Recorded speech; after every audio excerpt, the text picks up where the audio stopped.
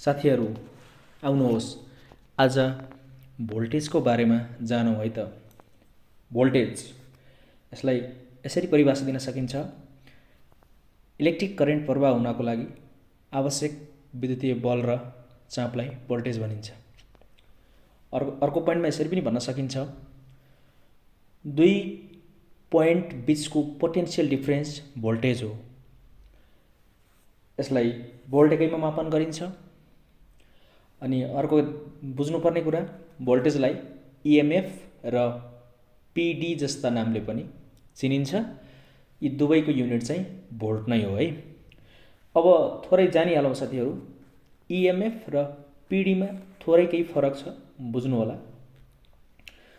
अब जस्तो इएमएफ भनेर हामीले कस्तो भोल्टेजलाई बुझिन्छ भन्दा, इएमएफ त्यस्तो भोल्टेज हो जुन करेन्ट फ्लो नभएको अवस्थामा कुनै पनि ब्याट्रीका टर्मिनल बीच नापिन्छ। भन्नको मतलब जस्तै यहाँ हेर्नुहोस्, यो एउटा ब्याट्री छ, यो ब्याट्रीको दुई टर्मिनल बीचको भोल्टेज 12 भोल्ट हो भने त्यो इएमएफ हो। अर्थात् यसमा लोड जोडिएको छैन अथवा करेन्ट फ्लो नहुँदा नापिने भोल्टेज इएमएफ हो। यसरी बुझ्दा पनि हुन्छ है।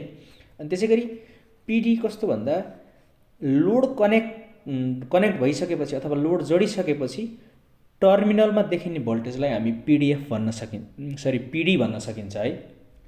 अनि यो पोटेन्शियल डिफरेन्स यानि कि पीडी, जस्तो यो ब्याट्री छ, यदि यो ब्याट्रीको दुई टर्मिनल बीच तार निकालेर हामीले यहाँ एउटा बल्ब ल्याएर जोडियो भने अब जुन यो टर्मिनल बीच देखिने भोल्टेज भनेको पीडी हो है।